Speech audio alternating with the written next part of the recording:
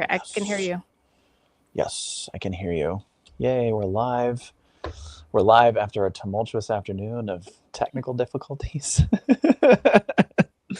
So we're going to give everybody a few minutes to roll in.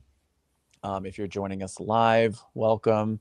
For those that are listening in real time, our home base, MedMatrix home base in South Portland, Maine, lost internet this afternoon.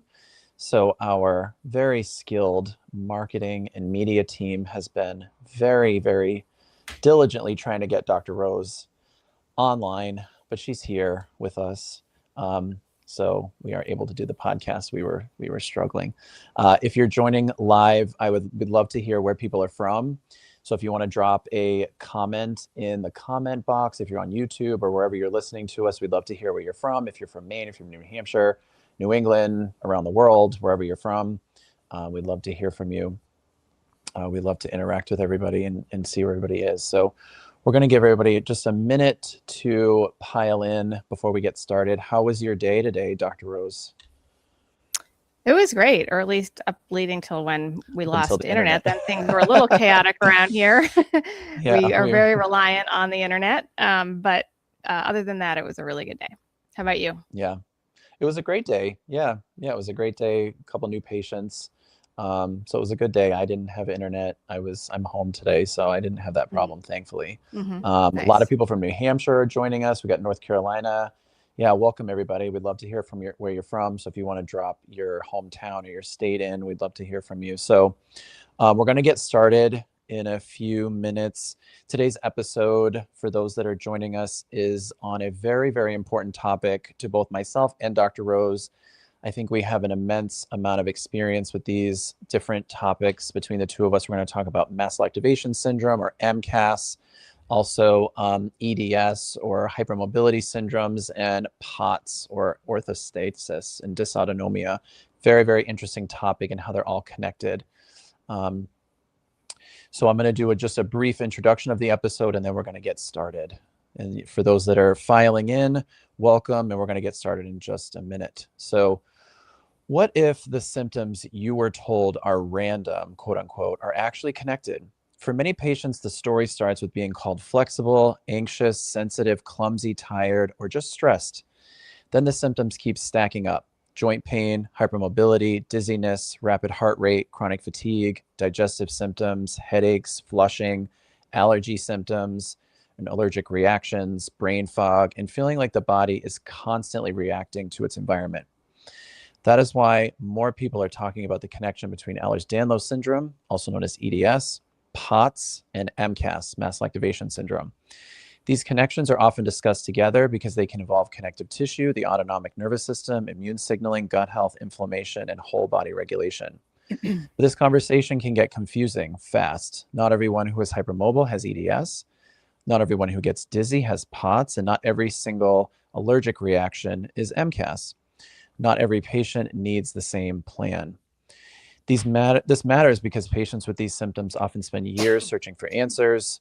Hypermobile EDS is associated with joint hypermobility, joint instability, chronic pain, GI issues, dysautonomia, and mast cell activation diseases, while POTS is estimated to affect about 0.2% of the general population, with 500,000 to 1 million people affected in the United States, and about 75 to 80% of patients being female. Very interesting. We should talk about that. In this episode of the MedMatrix method, we're breaking down the EDS, POTS, and MCAS connection through a functional medicine lens. We'll talk about what these connections mean, why patients are dismissed, what social media is doing right and wrong for patients, how symptoms can overlap, and why individualized care matters when the body is showing signs of connective tissue stress, nervous system dysregulation, immune reactivity, gut dysfunction, and inflammation. So for those tuning in live, if you're tuning into us in the future, welcome to the MedMatrix Method podcast. We are here to talk about everything functional medicine. And today's episode is called the EDS, POTS, and MCAS connection: Bendy, Dizzy, and Dismissed. And we've been looking forward to talking about this because, as I mentioned earlier, it's something we all see all the time. Patients who have hypermobility, dizziness, chronic fatigue, gut issues, allergic reactions, brain fog, pain, or symptoms that have just been treated separately without anyone stepping back to connect the pattern. So today is going to be a provider discussion between myself and my esteemed colleague who's here, Dr. Sasha Rose. I'll let her introduce herself in a second. Today, we're going to break down what patients should understand about EDS, POTS, and MCAS, and why these conditions are often misunderstood, what a thoughtful evaluation of these conditions should include, and how the functional medicine lens can support the whole body without turning every symptom into a one-size-fits-all label. So here's how today's episode is going to work. Dr. Rose and I are going to start with our discussion. And as we go, if you're listening to us live on any of our streaming platforms, if you have any questions, please drop them in the comments. If you have a question, it's very likely that someone else also has the same question. So no question is a stupid question. Please ask your questions. And after our discussion, we'll answer your questions during our live Q&A at the end of the episode. And just a quick reminder for those listening before we get started, this episode and all of the episodes of the MedMatrix Method podcast are for educational purposes only. This is not meant to be personal medical advice, and it should not replace care from your own medical provider. If you are experiencing fainting, chest pain, trouble breathing, severe allergic type reactions, anaphylaxis symptoms, unexplained weight loss, or rapidly worsening symptoms, you should seek medical care as appropriate and work with your medical team. If you are interested in receiving personalized guidance from one of our providers, myself or Dr. Rose or one of our other esteemed colleagues, you can go to our website, www.medmatrixusa.com, to book a free discovery call and start the process of becoming a patient. All right. Let's get started, Dr. Rose. Before we jump in, let's do a quick introduction for those listening or for those joining us for the first time. Who are you? What do you do? Tell us about you. Go. All right. I am Dr. Sasha Rose. I am a naturopathic doctor. I'm a licensed acupuncturist. I'm one of the lead providers here at MedMatrix. I've been practicing functional medicine for just about 21 years, and I sit on the Forbes Health Advisory Board. I'm a published author. And like you, Colin, I see a lot of patients who, let's just say that this topic would apply to them. And I think it's really not that well understood. And again, this is kind of the second time we've done this podcast. This is like a new iteration of it. And I just think it's one of the most important topics that we can pick for these webinars. Yeah, I agree. How about you? Tell us about you. Yeah, for those who don't know me or are listening for the first time, I am also one of the lead clinicians at MedMatrix. I'm Colin Renaud. I have a pretty unique background in alternative medicine and natural medicine. I am fellowship trained in anti-aging and functional medicine. I have a master's degree in nutrition. I do a lot of nutrition work with patients. I specialize in hormone replacement therapy, gut health, and also complex chronic illness, such as MCAS, POTS, EDS. I have lectured on MCAS on a national level at national conferences to practitioners and providers. I have been treating MCAS for many years and have worked with some of the top MCAS providers in the world. So this is a really near and dear to my heart concept and topic.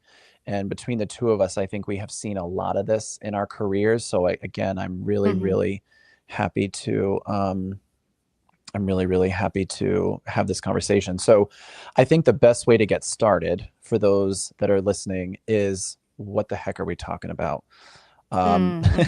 So in your clinical wisdom, Dr. Rose, if you don't want to define all three, I'll define one or two if you want, but sure. Start with one. Give us a definition of one of these things. What is it that we're talking about? Yep. So people will often hear the term EDS, not really sure what that means. So EDS stands for Ehlers-Danlos Syndrome. And it is a condition concerning connective tissue and joint stability. We're going to get into this a little bit later, but it is one diagnosis in like the larger umbrella term of hypermobility syndrome. You want to take POTS? Sure. Yeah. So POTS stands for Postural Orthostatic Tachycardia Syndrome. That's the long form. POTS is a medical condition affecting the autonomic nervous system. So what that basically means is the nervous system that you cannot control. Your autonomic nervous system is like your heart rate, your digestion, your blood pressure, things that you have really no conscious control over. And POTS can affect like spiking of your heart rate significantly. It can really be related a lot to cardiovascular issues, dizziness. People with POTS can experience broad changes in their blood pressure or their pulse. They might be sitting down and they start having racing of the heart, like they didn't change their position. So this is a really, really difficult condition that patients manage because it can be very, very unpredictable. And that's really the biggest issue with some of these conditions that we're talking about, is really the unpredictability. And then the final one that we're talking about, MCAS, is Mast Cell Activation Syndrome. And basically, this is a condition where the immune cells, or mast cells, M-A-S-T, have released too many inflammatory chemicals. And this can cause repeated, often severe, allergic-type symptoms, inflammatory symptoms, and also there's something called aberrant growth and development that can happen in MCAS, basically where people can have overgrowth of certain things, tumors, or different type of cystic formation in the body. A lot of common symptoms of MCAS include flushing, hives, cramps, diarrhea, trouble breathing, and people can be often triggered by benign everyday things like food, stress, smells, chemicals. So a lot of complexity here. And I think it's important that we talk about, before we move on, sort of like how they all fit together. So what Dr. Rose, do you see with your patients in terms of like, how do these things, why are we talking about these things together, like the three together? Yep. So, well, I think we're talking about them all together. I'll just speak, and when I say they, I mean Ehlers-Danlos Syndrome or hypermobility syndrome, along with POTS, which is one form of dysautonomia, and then MCAS. I mean, more often than not, I will see somebody who has at least two of these together clinically. And so it's oftentimes somebody might come to me and they know or they suspect that they have POTS, but they've never heard of Mast Cell Activation Syndrome. And then once you go through my questioning, it's pretty clear that they probably do have, some dysregulation in that area as well. Or maybe they've always been hypermobile, but they never really put together that the chronic pain might be actually either EDS or another hypermobility condition. And so just from a pure clinical perspective, I feel like they often are part of this, they come together, and therefore they need to be in the same discussion. It doesn't mean that every person that has EDS has POTS. It doesn't mean that every person that has MCAS has EDS, but and I know that you do this too, like in terms of our questioning, I feel like I'm being not totally doing my job if I don't go through that basic questionnaire to see like how many systems of the body are being affected. And once we do start to make those connections, I think that's when a lot of these kind of symptoms and signs that somebody has been living with their whole life, it can suddenly they can at least start to come together. Like that puzzle can the pieces can start to line up. And honestly, that can be kind of validating for a lot of our patients. Yeah. How about you? How would you answer that question? Yeah, I think it's a great way you answered that. I think the best thing for patients and anyone listening to understand is that these syndromes are spectrum disorders, essentially. So what that means is they lie on a spectrum of severity. I have had MCAS patients that are medically disabled, can't leave the house, eat 2 foods, can't tolerate sunlight. I mean, I've seen really severe. And then I've seen mast cell patients that their symptoms are managed with antihistamines and they live a normal life and things are fine. So The best thing to understand about this is, as you said, this is an umbrella of an issue where there's multiple things sitting under it. And often if there's signs or symptoms of one of these conditions, like an MCAS, where people are getting the allergies, the inflammatory symptoms, there might be hints of something else, hyperflexibility, hypermobility, dysautonomia, or problems with the autonomic nervous system. So they do all kind of coincide together. And I think that's really important for patients to understand. And I think that's where most patients struggling with MCAS or some sort of POTS EDS type syndrome are struggling, because, as you mentioned, these symptoms can be all over the place, all over the body, from skin to gut to orthopedic to neurological to cardiac. I mean, the list goes on and on. And then for women, a lot of symptoms can happen around their menstrual periods and genital urinary symptoms. So one of the biggest issues is that from a healthcare system perspective, when somebody has a myriad of symptoms going on, they might be referred to 50 different doctors. It's like, I have 50 different symptoms, so I have to go to each doctor for that specific symptom. And that's where sometimes people get a little lost. So that brings me to my next question that I dive into is, a lot of my patients are exploring and understanding MCAS and the relationship between MCAS, POTS, and EDS as it might relate to them through the internet and social media. They're being dismissed by their doctors. They're seeing multiple specialists because they're not getting answers, because their symptoms are all over the body and all over the place. How do you feel that the advent of social media and the internet has helped put some of these pieces together for patients? Yeah. One thing I do need to say is that I think it's because of our poor internet that I think just on my end, I'm losing some of your audio. I'm hoping that our viewers and our listeners are not having the same experience, but I'm following you as best that I can, but I am missing chunks. So just a little disclaimer to everybody, if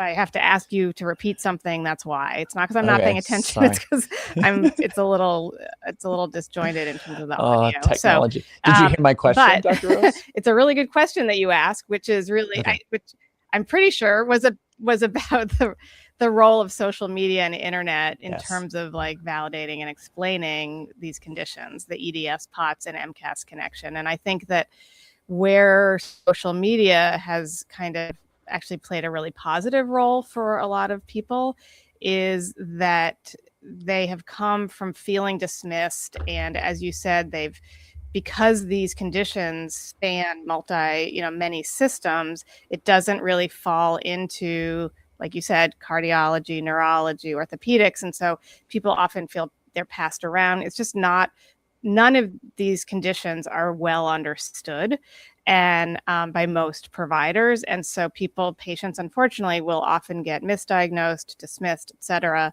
And then what they often will find is they'll find community on social media. And that, again, is really validating. They're connecting with people who have like lived experience that reflects their own or is similar to their own. And that in itself is therapeutic. And so I love it for that. I love that people can kind of become educated into, in one way or another, for better or for worse, but they can get some information when they're not currently, they haven't been able to get it from their medical providers. So unfortunately, I think sometimes, and this is just the internet and maybe human nature a little bit, but sometimes it gets distilled down into this checklist, and like people are like, oh, I have to have all of these, or I don't have it, or they're dizzy on occasion, and then there's kind of again this and again, I think this is human nature to basically self-diagnose and say, well, that it must be POTS because I will get dizzy sometimes, and it's not that simple. But I think there just can be that tendency because you want an answer. And there's also not one treatment. There's not one supplement that's going to help everybody. So I think that kind of that simplification of what are very nuanced and complicated conditions, I think that's what's maybe the negative in terms of the internet. What do you have to add to that? That was great, by the way. That was a great, and I can hear you just fine. And we're getting comments from our listeners that they can hear you. So can you hear me now, as they say, as that old commercial? Okay. You can. Okay. It's more that I can't. It's more that I can't hear you. Okay, but you can sort of hear me. I can kind of get the gist. Yes, you're doing great. Okay. Whew. We'll get through it. So no, you said something very, very important that I think is really a really beneficial thing to talk about, is the validation part. So one of the biggest things I've seen, and I'll speak for you, Dr. Rose, too, I know you feel the same way, is when we see patients with complex chronic illness, when we see Mast Cell Activation Syndrome, when we see POTS, EDS, it's that validation of sitting in front of a provider, a doctor, whoever you are, and saying to the patient, I understand what you're going through. I've seen this. I work with patients like you. That in of it, we might not have an answer as to what to do, because these conditions are complicated to treat, to be blunt. But to just give that validation to a patient and say, I understand you, I see you, versus being gaslit by the medical system, I think is very healing for patients. It's a really healing part of their journey. So I think it is so important to validate symptoms. And I think it's so important for patients just be validated without jumping into something too quickly. As you said, not everybody has POTS, not everybody has EDS, not everybody has MCAS. So seeing someone that has a lot of experience and is really clinically trained to look at these patterns is so important. And that's why we're having this discussion. And the validation is really, really important. So I want to get into the specific symptoms of what we're talking about so people can understand this a little bit better. So from your perspective, Dr. Rose, when we talk about the term hypermobility, what does that actually mean? Is it just being flexible? Is it more than that? How do you define this for our listeners? Yeah, I hypermobility as more than just being flexible. What we see is we will see a history of frequent sprains, kind of general joint instability. It's not just one joint, just in general, just joint instability, subluxations, definitely chronic pain. I see that one a lot. Again, injured easily, proprioception, kind of your balance being a little bit off. Definitely like connective tissue wise, maybe a little stretchy. You're just feeling kind of fragile. Sometimes headaches, sometimes pelvic floor issues, fatigue, and then just this overall like body is hard to stabilize. Like my husband's a physical therapist and he works with people who have hypermobility, and they just, according to him, like they just don't respond to the same manual therapy that somebody without hypermobility responds to. It's like and I think you can tell me if this is right or not, but I think from a chiropractic perspective too, it's like there may be an adjustment or a, kind of some kind of therapy, but the body kind of doesn't, it kind of goes back, right? Like it kind of goes back to the default because of this laxity almost in the connective tissue. Has that been your experience? Yeah. And one thing I think this kind of connects how we're looking at this is I have had many a patient with hypermobility syndromes, whether it's properly EDS or just some sort of hypermobility, where when they're inflammatory, when the inflammation is bad in a patient, right? They feel very inflamed. They feel very reactive. The symptoms are triggered. Their hypermobility is worse, essentially. And when the inflammation gets better, they're not as Can you repeat that? Can you repeat that? Yes. Can you repeat that one for me? Can you just repeat that? Yes, sorry. I can. Can you just repeat the inflammation and the piece that you just said about inflammation? When inflammation is better, the hypermobility is less. Did you get that? Okay. Yes. So that's one. I think so. Yes. As long as our listeners got it, I think I know what you're saying. Okay. So one thing that I use sometimes, and Dr. Rose, your husband might know what this is something called a Beighton score. BEIGHTON. It's basically a 9-point medical screening tool to use to measure hypermobility. And this is part of the diagnostic criteria of hypermobility. And we actually use these on physical exam to understand hypermobility syndrome. So there's a lot of ways to assess this medically, and sometimes it goes back to symptoms, but I think you hit the nail on the head.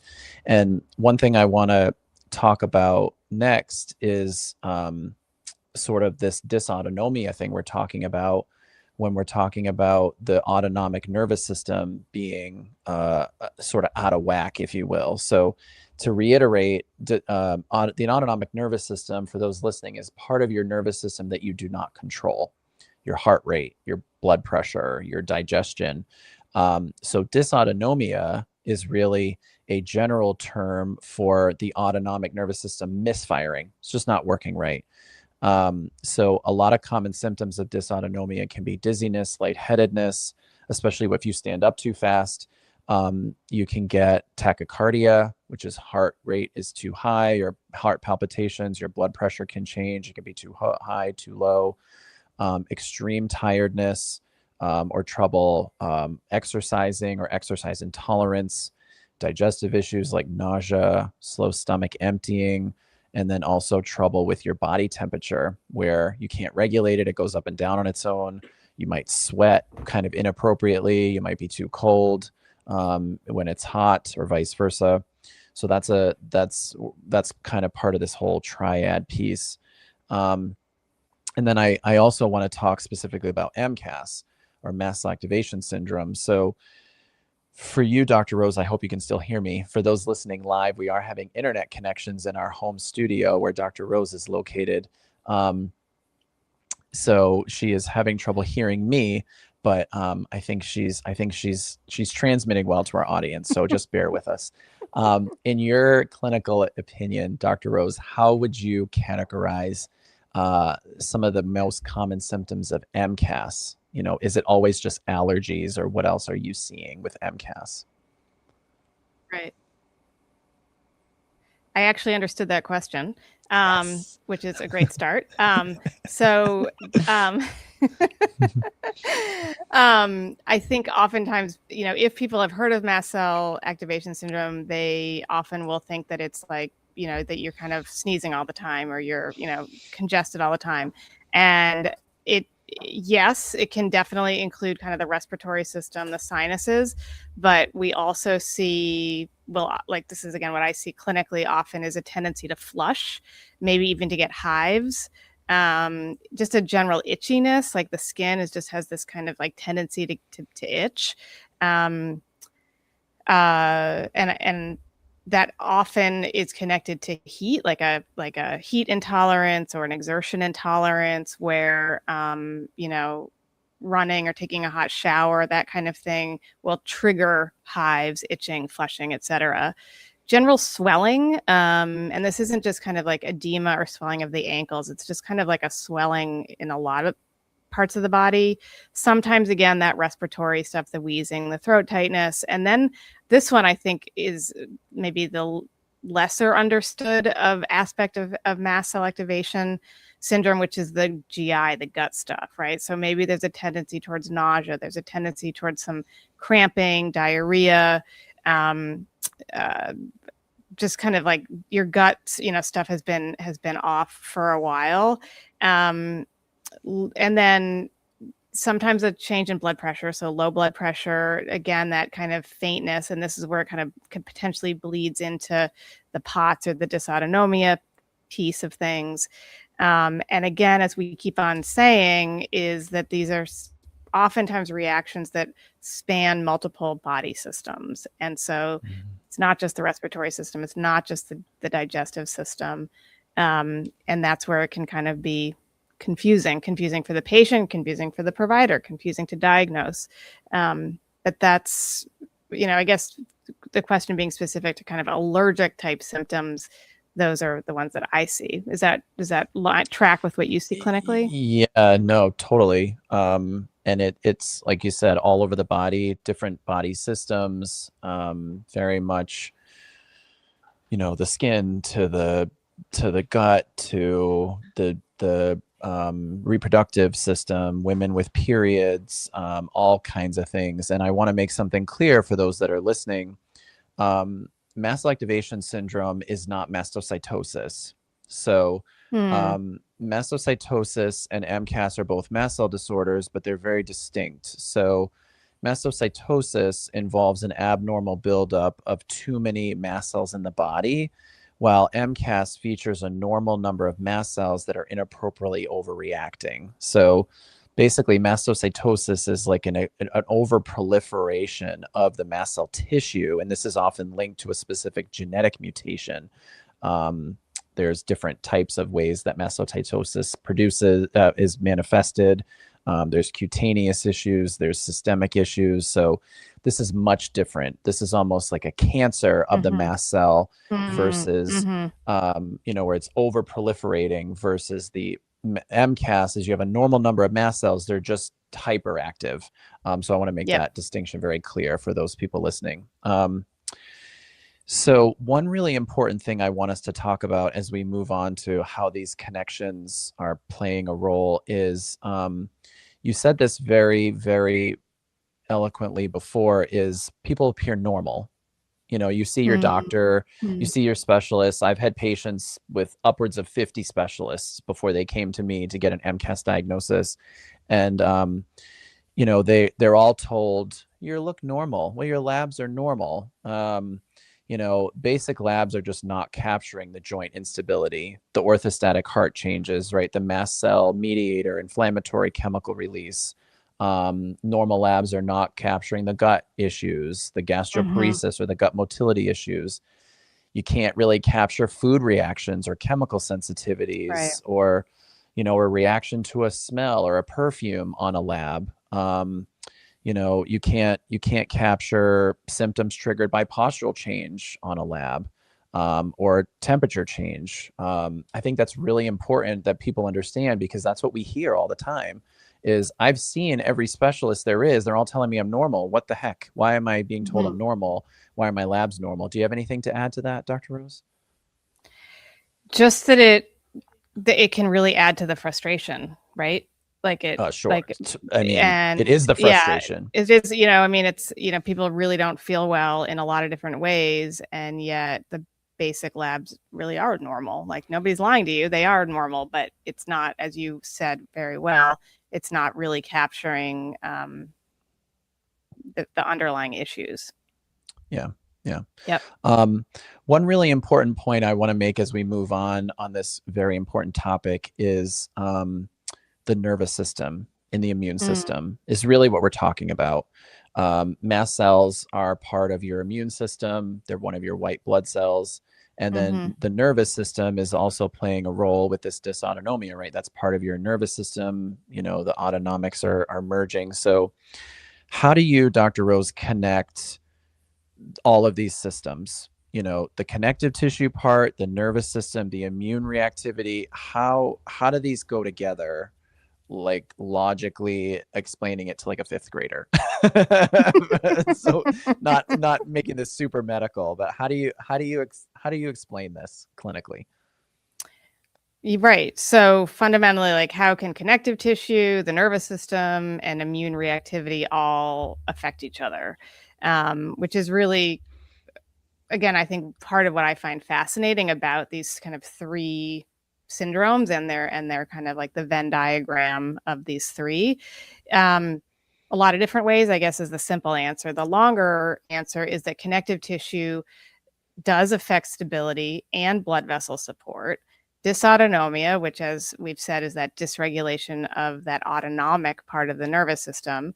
So if you have dysregulation in that, that's going to affect your heart rate, circulation, digestion, temperature regulation, and then energy for sure. And then with mast cell activation, it definitely affects the immune system and, importantly, inflammatory signaling. And so these are they all overlap, they all connect with each other. It doesn't, it's not like linear in my experience or my understanding. It's not that one A causes B and B causes C. It's just that there's kind of like some dysregulation oftentimes in all of these: connective tissue, nervous system, immune reactivity, and they're all going to kind of play off of each other. And I think that because of this overlap, that's why just having one label isn't going to automatically explain everything, which is, again, partly what makes this conversation so hard, I think, is because it's complex. It doesn't affect everybody the same way, and why it warrants this deeper discussion. Yeah. I think that's so well said. So well said. I want to talk, before we dive into sort of how we address these issues from like a functional medicine approach, I want to quickly just talk about some of the most common root causes of these things. So we can kind of look at this together, the three things, MCAS, POTS, and EDS. They all are individual, they all are unique, but I want to kind of broadly discuss some of the root causes that I've seen, and I want to hear your thoughts too, Dr. Rose. So from a root cause perspective, sometimes we have no idea. And I'm just going to be very blunt about that. The human body is extremely complicated. It's extremely complex. Whatever you believe in, whoever made us, right, a god or whatever, wherever we came from, we are extremely complex, extremely complicated. So when I am assessing patients from a mast cell perspective, I have two goals, short-term goals, the short-term and the long-term. The short-term is, how can we help you feel better now? And then the long-term is, where the heck did this come from? And is there things that we can do to address that so we can really treat you from a long-term longevity perspective? So I've seen patients with MCAS where this is genetic. They have members of their family. They all look and smell the same. It's like, okay, you all have MCAS. Makes sense. Like, this is probably genetic. I've seen MCAS in patients with Lyme disease and tick-borne illness. I've seen MCAS and POTS and EDS in patients that have mold illness or mycotoxin illness, where they've had exposure to mold and other types of toxins or chemicals. I've seen other more basic things, nutritional deficiencies, blood sugar instability, gut dysfunction. We should do, our beautifully esteemed colleague Leah make a note for a future podcast of histamine intolerance in the gut and gut dysfunction. That's a great podcast episode.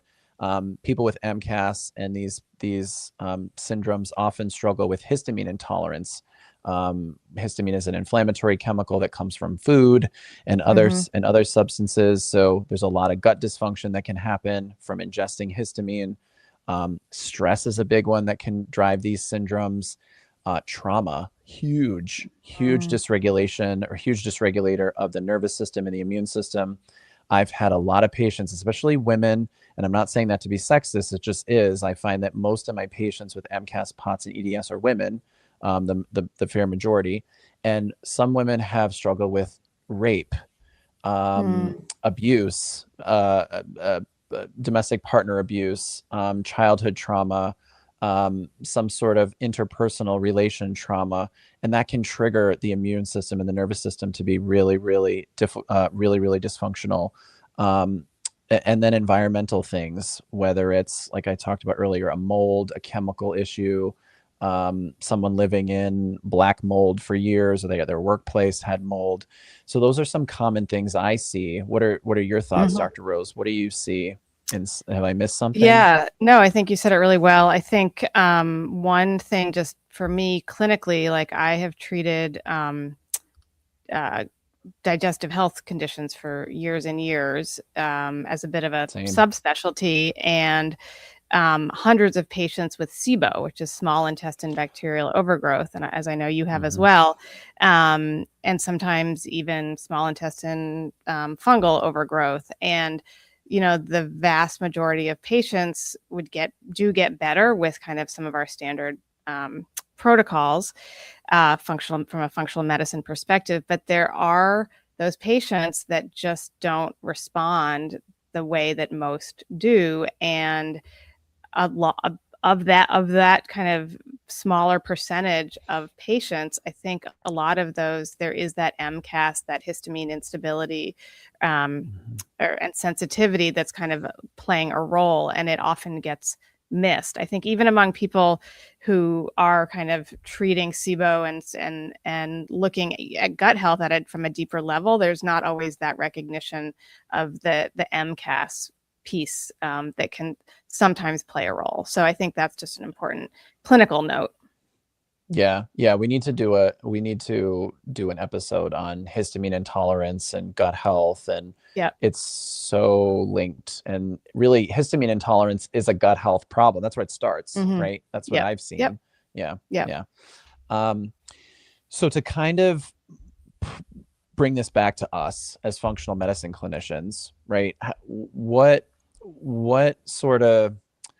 do we as functional medicine providers evaluate these types of patients? What is it that we're doing differently? How do we see this differently in your perspective from a functional medicine approach?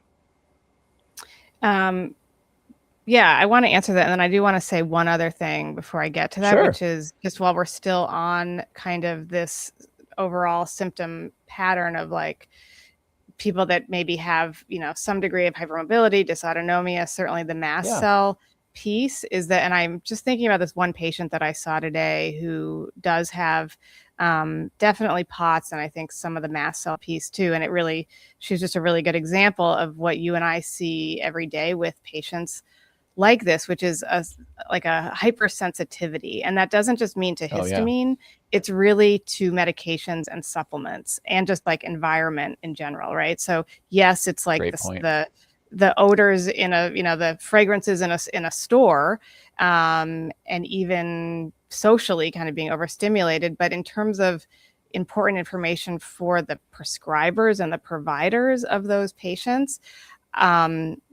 you do not, in my opinion, you do not start with the normal dosages that you might with somebody without MCAS, hypermobility, et cetera. Like they just, it's more often than not, it's going to backfire. So having that awareness about somebody and about somebody's kind of reactivity, I think can clinically make such a difference. To just start with one or two things, you don't throw a lot of things at them, and you start with very, very, small percentages of the normal starting dose. Again, whether we're talking about a supplement, whether we're talking about a medication, a hormone, and so, intense detoxes or, too many supplements or just kind of too many changes, and like it can just overload the system. And I just feel like I want patients to know that so they can advocate for themselves.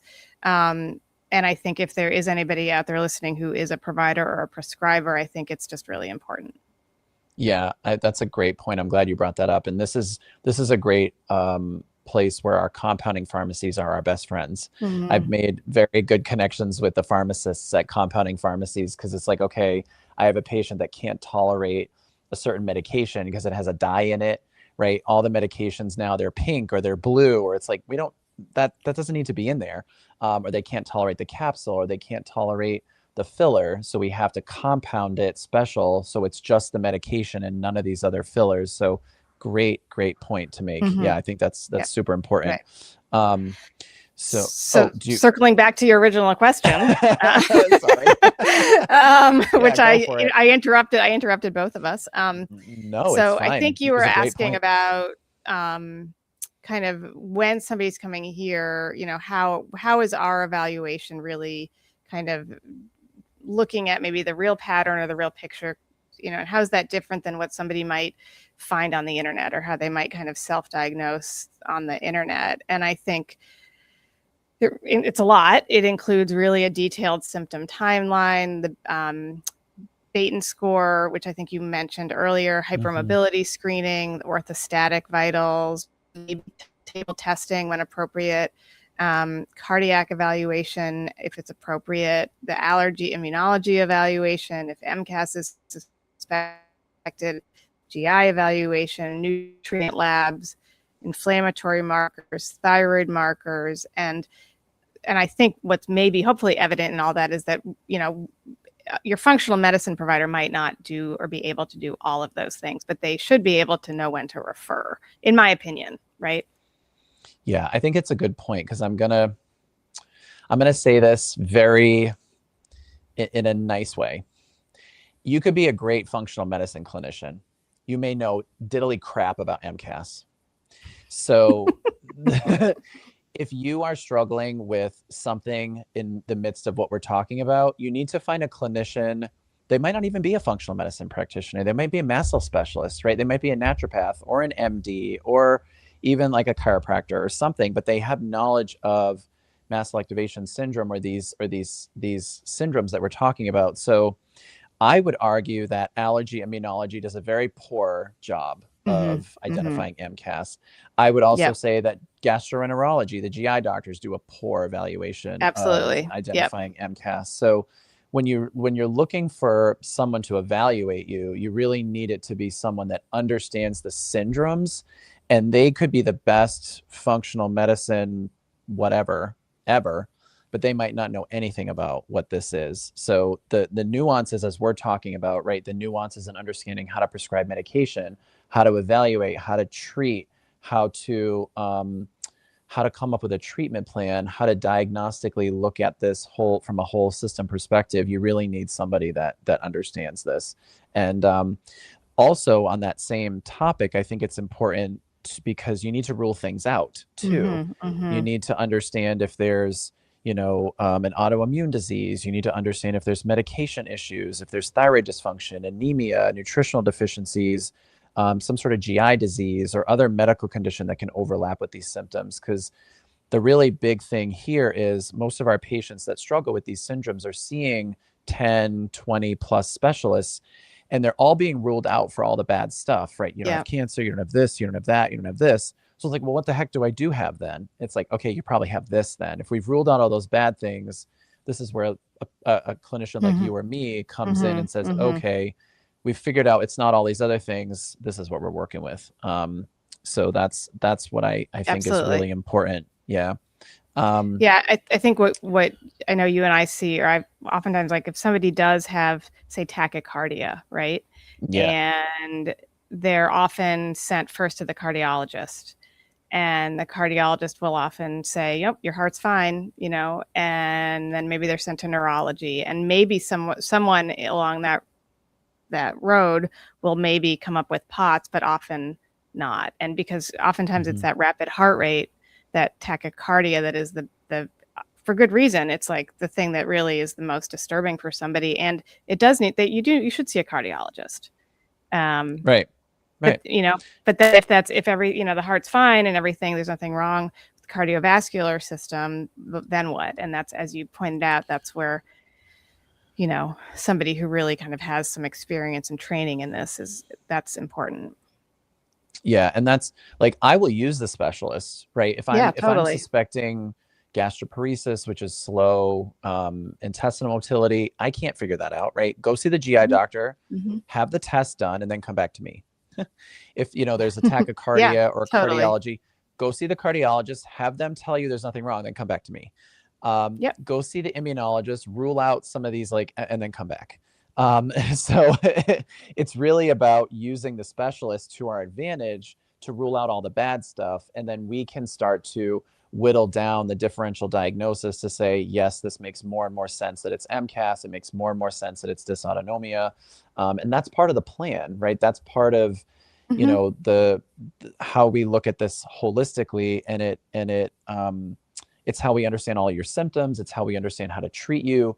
We have to be medical providers and rule out bad stuff, but we can also appreciate how this is all connected together.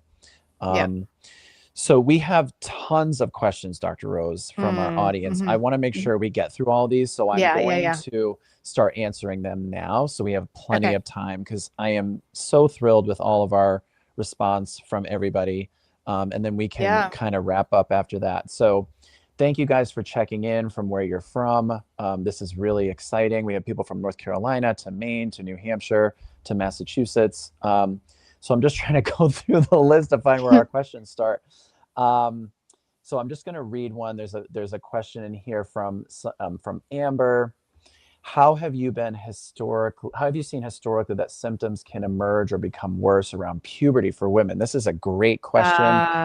I see this a lot in women. Their mast cell symptoms go crazy when they're pregnant, when they're breastfeeding, when they're menstrual, when they're menopausal. I think what happens here is hormonal shift. Because for those listening as well, estrogen is very, very mast cell provoking.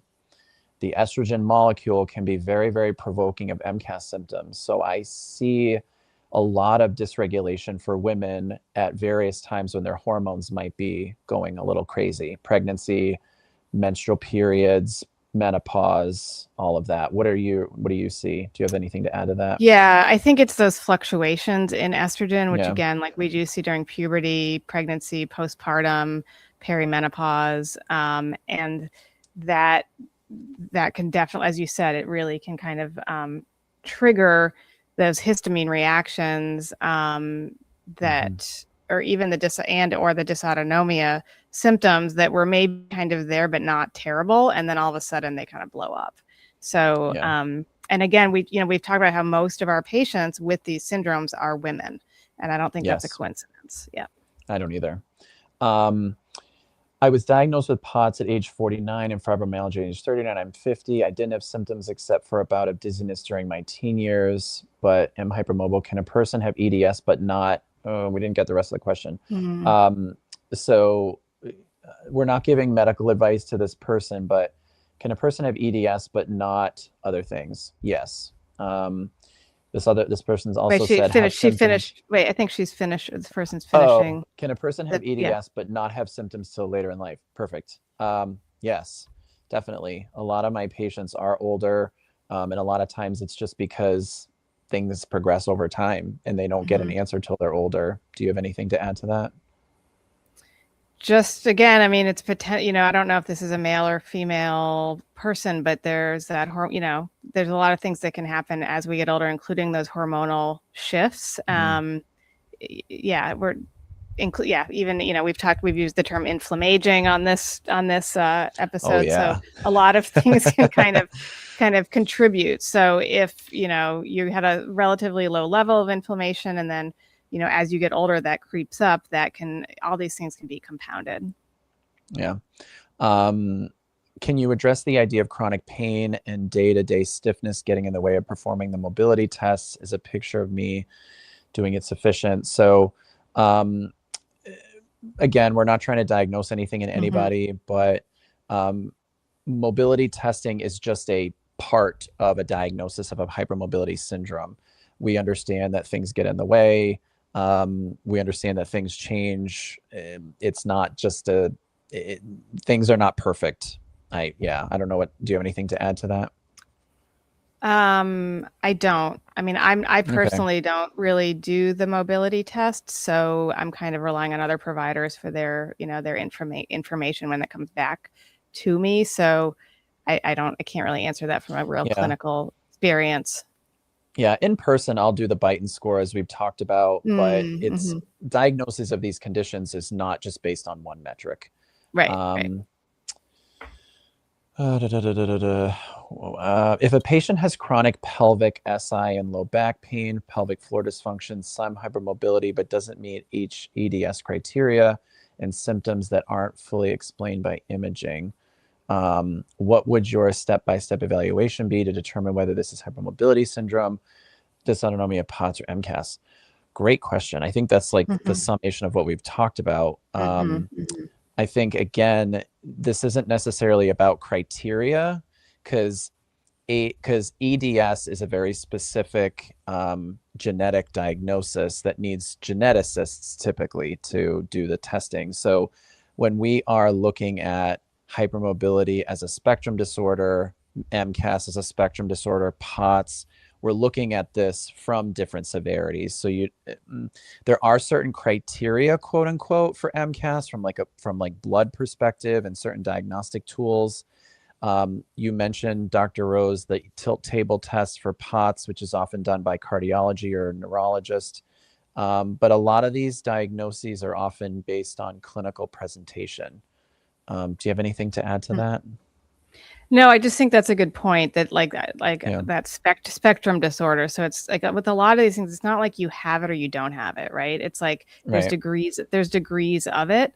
And so I don't know if this is a great analogy or not, but some people will be diagnosed with celiac disease, and that's like a real allergy to gluten, right?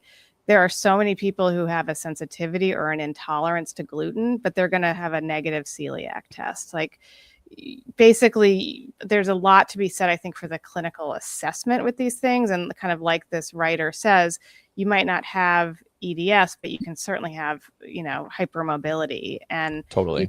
you can kind of like pass all these tests, but clinically you do fit the picture. And I think, and again, as we said at the top of the hour, was really like the checklist thing that can be, seen on social media and maybe kind of satisfying, but that doesn't necessarily in the end kind of help you, right? Like how many of those boxes are actually checked or not. Right. Yeah, totally. So we have quite a few. I just want to make sure we get through all these. So I'm going to do these kind of rapid fire. Can you address a bit of the gut manifestations of these conditions? I think we talked a lot about that. A lot of gut conditions I'll see is, diarrhea, constipation, bloating, a lot of food sensitivities where patients just cannot tolerate certain foods. And often as the conditions progress, their ability to handle foods gets less and less, more and more reactivity from food. Do you have anything to add to that? Yeah, I mean, this person, it's a good example, like all the imaging, the colonoscopies, all endoscopies, everything is normal because a lot of this isn't going to show up on those scans, right? We're talking about stuff on a cellular level. We're talking about kind of, inflammation that's not necessarily to, these extreme levels. And, that's where some of these advanced tests that we use in functional medicine can really kind of come in, because it will provide data, but it goes a little bit beyond, or it should be done in addition to these other screening tests that like that this individual has already had. Yeah. The question below that, can you touch more on the digestive system? I think we've done that pretty well. And like I said, I think we need to have a whole separate podcast on that. Can you distinguish mastocytosis through a blood test? So as I was talking about earlier, mastocytosis is caused by we call a clonal proliferation and accumulation of mast cells in tissues like the skin, the bone marrow, the GI tract, the liver. So diagnosis is usually made via physical exam. Sometimes skin or bone marrow biopsies, and sometimes a baseline elevated tryptase, which is a chemical that's produced by mast cells. So this is really where a very distinguished hematologist oncologist would be getting involved to understand mastocytosis. Anything to add to that? No, I think you said that very well, and I think it's important to make that distinction. Yeah. Really great question. Does MCAS affect the ability to hold iron and vitamin D? I'm incredibly low in both. This is a whole nother podcast topic that we need to have. Vitamin D is one of the most crucial and important mast cell stabilizers. I would say 90+% of my MCAS patients that I've treated over my 10+ years of clinical training or clinical experience have vitamin D deficiency. I have seen patients with severe MCAS with vitamin deficiency. We treat the vitamin deficiency, they get 10 times better. Same thing with iron and anemia. Iron and anemia is linked to POTS and dysautonomia significantly. So these are so important.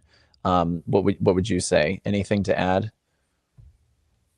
No, I think it's crucial, and it's often missed, and that connection is often missed. And again, we will have at least one other episode on this, but it's also kind of comes back to what's normal versus optimal in terms of levels of vitamin D or even ferritin, which is your storage of iron. So maybe table that for another time. Table that, yeah. And I love the communication of you guys between each other. You're sharing your ideas, you're sharing your thoughts. This is great. Can you touch on how common it is for women to have PCOS or endometriosis comorbid with EDS and the trifecta? Do you want to answer that? Yeah, I'm not seeing. Where's that? Can somebody pop that up? It's down towards the bottom. Okay. Yeah, it's because we're having a lot of conversation. Absolutely. With people. Yep, there we go. Yep, So PCOS, endometriosis, absolutely. I mean, just clinically, like all the time, I would say. And we've talked a lot about inflammation. I did a podcast episode on what's now PMOS, which used to be PCOS. That, as well as endometriosis, inflammation is a huge player in both of those conditions. And clearly I hope people can get that it's a huge piece with MCAS as well. So I think they do often, there is that trifecta, as this writer put, and it's definitely in terms of women's health. I think it also needs to be part of the conversation when we're talking about EDS, POTS, and MCAS. Yeah. And then question, if I have POTS and severe gastroparesis and all these symptoms, do you think I would also have MCAS? So again, we're not making any medical advice, but again, if you have signs and symptoms of one, you probably have signs of symptoms of another. You need a very, very experienced clinician to ask those questions. And then the final question, what can I help myself when it comes to my diet? Like I said, I think we have to have a whole nother episode on diet related to these conditions, like MCAS, low histamine diet, the whole thing. So stay tuned for that. Thank you, everybody, for your very thoughtful, great interactive questions. This has been great. We're going to wrap up in just a few minutes. So Dr. Rose, what can someone who feels that what we've been talking about here today with mast cell issues, EDS, POTS, what can MedMatrix do for someone who is struggling with these issues or feels like they've been dismissed by their healthcare providers? So if somebody suspects that they have any of these conditions, EDS, MCAS, POTS, some kind of mixture of the above, and they do feel like they have again been misdiagnosed and or dismissed, MedMatrix can really help, and we do this every day by taking the symptoms seriously, as you mentioned, like allowing the person to actually feel heard, which unfortunately can be rare, but definitely the symptoms are taken seriously, the individual is heard, connecting patterns across these systems, which is crucial, evaluating nutrition, sleep, stress, resilience, gut health, medication, supplements, level of hydration, orthostatic symptoms, the inflammatory patterns, hormone levels, and then coming up with this, like a personalized plan. If you've listened to our podcast before, if you haven't, I think it's, one of the best things about functional medicine and definitely MedMatrix is that every person leaves with a very personalized plan. So it's not like you or I have this like treatment plan. It's like this one document that we hand every person with suspected MCAS, POTS, or EDS, and they all do the same thing and the same doses and at the same timing. It's very personalized. Even if they all have diagnoses that kind of overlap, it's always going to be personalized. So, and as we mentioned earlier, like when appropriate, referrals will be part of that treatment plan. What would you like to add to that? I think that was great. I want to comment on one of our listeners who's commenting about asking about some of her specific or their symptoms. I'm sorry, I'm not trying to misgender. I don't know if it's a male or female, but asking about their symptoms and if this is specific of EDS. I saw your question. We can't give medical advice on the podcast, so we really appreciate you listening, but I'm sorry we can't answer specific medical advice questions. This is not for that purpose. So I didn't want to gloss over that. So one big takeaway, I would say the biggest takeaway for patients or anyone listening who feel like they're just really struggling to connect the dots is, as you said very eloquently, Dr. Rose, your symptoms deserve to be taken seriously. And the goal is not necessarily to collect labels. And I do think that is one thing that happens in patients with complex chronic illnesses. There's just all these labels, all these diagnoses, like one after the other. And it's like, how do you make sense of it all? So I think it is really important to understand the patterns that we've been talking about, how these are overlapping spectrum disorders. Each person needs careful evaluation. They need a really personalized plan. You need a clinician that understands these things really, really well. And as I said, I will say it. I'm not ashamed to say it. I don't know that functional medicine always helps connect these things. I hope the higher ups at MedMatrix don't get mad at me for saying that, but you have to have a clinician that understands MCAS. Not all functional medicine providers know what MCAS is, right? A lot of functional medicine providers specialize in HRT or hormone replacement or gut health or nutrition or some other thing. They might have no idea about MCAS, but luckily for our listeners, you and I know our other providers at MedMatrix, we do have a level of expertise in MCAS. I would say that you and I have been treating this a long time. I have, like I said, I've been treating MCAS for years. I've spoken about it at conferences. So functional medicine plays a role, but broader than that, more importantly, you need an MCAS literate provider. Really, at the end of the day, I think that's the real big take home here. So I want to thank everybody so much for listening. Your engagement today has been awesome. Thank you so much for your questions. Thank you for interacting with each other. We love to see this. It's so cool to see where everybody comes from and what they're struggling with. And we can really try to understand how to make our podcast better, how to engage with the audience. If you are interested in becoming a patient of MedMatrix, you can go to our website, medmatrixusa.com, and book a free screening, book a free discovery call. That's really how the process of becoming a patient gets started. You can stream all of our episodes of the MedMatrix Method podcast on Spotify or on Apple Podcasts. We are here 1 to 2 times a week live on YouTube, giving you all health-related topics from a functional medicine lens. And right now, just as a caveat, we are seeing patients in Maine or New Hampshire only. So if that applies to you, please go to our website and book a free discovery call. Thank you so much, Dr. Rose, for your insight, for your knowledge, for your clinical expertise.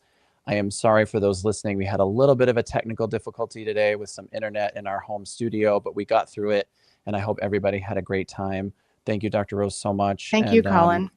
Thank you all for listening. We will be here together next week. Every Thursday, Dr. Rose and I are here talking all things health and functional medicine. So tune in, and we will see you on the next one. Goodbye. Sounds good. Goodbye.